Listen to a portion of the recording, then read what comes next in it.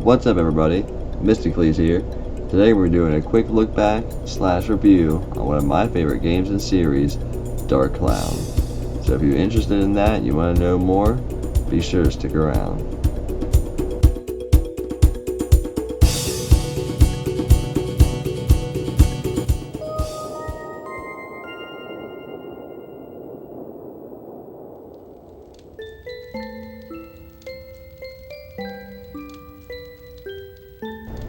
The Dark Cloud story is as epic as its beginnings, its developers being handpicked by Sony for its sole creation and having a heavy emphasis on action RPG elements and its specialized diorama creation system were all brought together in a masterful fashion to bring us what was to be the best action RPG of the decade, and even proclaimed by PlayStation to be the Zelda killer.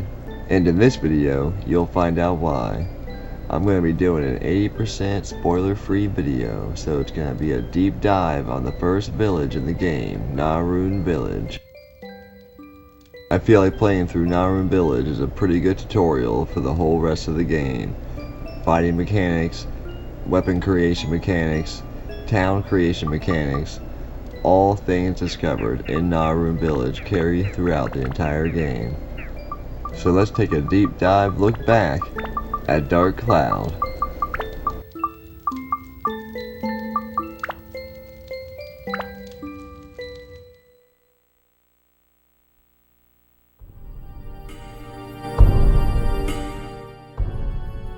So this game grabs your attention from the word go. A crazy ritual being held in a dark ruin by a bunch of hot cultists trying to bring back a dark genie that can take over the entire world, led by what is seemingly a Nazi. They never really come right out and say it, but if the shoe fits.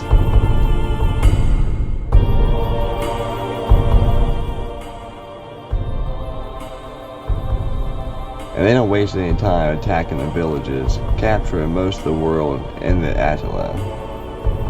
And I always love how this game gives you explanations with a whole bunch of little cartoony animations, and it continues throughout the game. You know, they tell you how to leave dungeons and how to upgrade your weapons and everything throughout the whole game, using these animations, and always leaving the main protagonist of the game looking confused.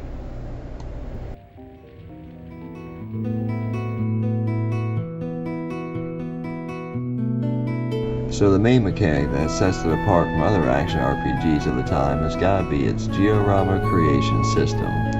Throughout all of Dark Cloud's many dungeons, you'll have to explore and find all the different Atla orbs that hold the world's inhabitants and all their belongings. But they didn't make those dungeons exactly easy either. Throughout the whole game, you're going to be constantly managing. It's all about strategy and management, with inventory and with attacking. If you go into battle blindly swinging, you're going to get messed up. You're going to be healing a lot. And that's going to be messing up your items. You're going to be going back to the surface a lot to get more items. And that's not a fun playthrough. It's not a very fast playthrough. You're definitely going to be economizing your attacks, your water, repair powder, your escape powder. This game is just as much about management as it is combat. That's why I feel like it's the perfect blend of strategy, management, creation, leveling. I really feel like level 5 hit it out of the park when they made Dark Cloud. And with what I would call an extremely robust weapon creation leveling system. And a typical run through one of the floors in this dungeon isn't just going to be finding which treasure chest has the key to the next floor. On top of getting the Atla orbs, you're going to have to find multiple different items that will allow you passage through all the different corridors of the dungeon floor. And the key that lets you through the next floor is only dropped by an enemy, so at random. So you're going to find out which enemy it is also. They did not make it complicated, and it sounds like a hassle, and sometimes it is, but it all comes together to make a good, balanced game. Sometimes when it starts getting a little too much battle in the dungeon, you go back, do some creation, and run around your town for a little bit. I feel like it was the perfect balance. if you're anything like me, you'll spend hours on end running through the many different floors of these dungeons trying to level up your different weapons to build them up and to build up other weapons. And if you're going to get the ultimate weapon in this game, it is not an easy feat. It's going to take a lot of time, and you're going to have to pay attention to those weapon build charts closely. And there's also where another stage of the management comes in, because you'll have many partners by the end of this game, all with their own specialized weapons and skills that you'll have to manage to level up to make sure you'll be able to use their different skills to make it through the game.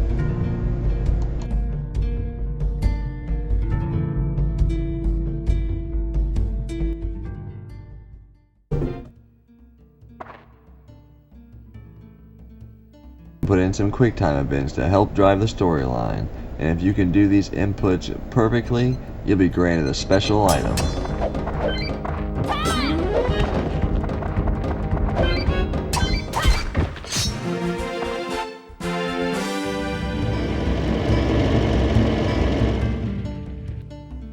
And most floors also have a backdoor floor. You'll need a special item that you acquire randomly throughout the floors of the normal dungeon.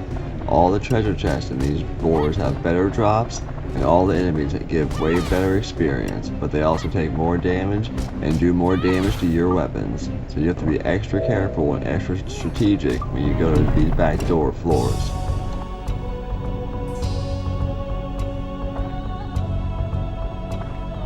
Put all this together with memorable characters and interesting storyline, Level 5 really created a storm for a perfect action adventure, in my opinion.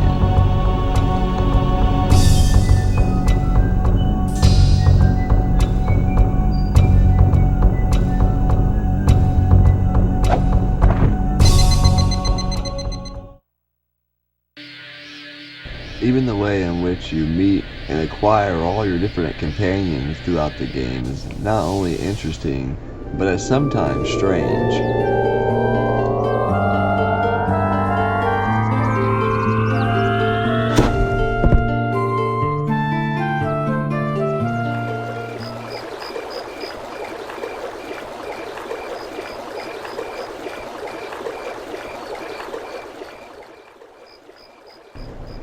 And whenever you fully complete someone's house or business, you'll be treated to a cutscene that shows their appreciation, how much you help them out, and they usually give you an item afterward too that'll help you out.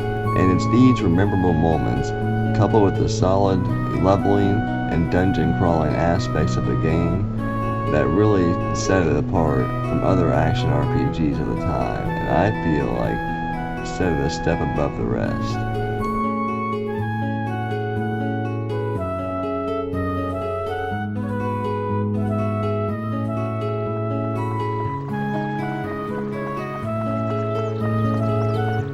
And of course, one of the best parts of the game is running through afterwards and finding all the different treasure chests that the game actually rewards you with for exploring the area that you just recently designed and created yourself. At the time, the level of detail for the surroundings when it comes to graphics and sound was unprecedented.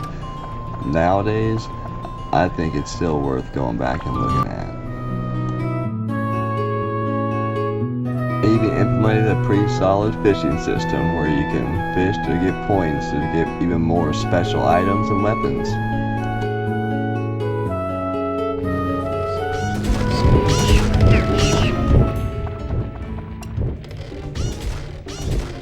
And when leveling your allies, it's going to be a constant roller coaster of emotion. Sometimes you're going to love them, sometimes you're going to hate them. It's a constant balance of keeping your weapons leveled up. That's why you're going to want to spend a lot of time in those high-level backdoor floors, making sure you're getting the big experience off the big enemies.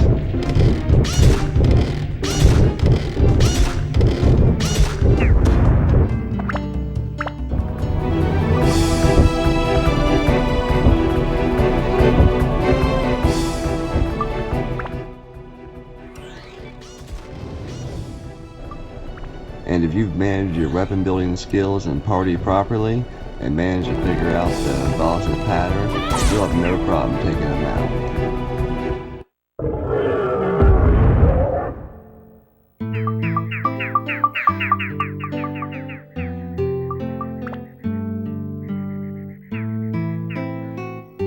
So when setting up your village, you have to get 100% accuracy to what the villagers requested to get the special item. But the requests aren't so specific where you can't set it up a little bit differently to suit your own custom creativity.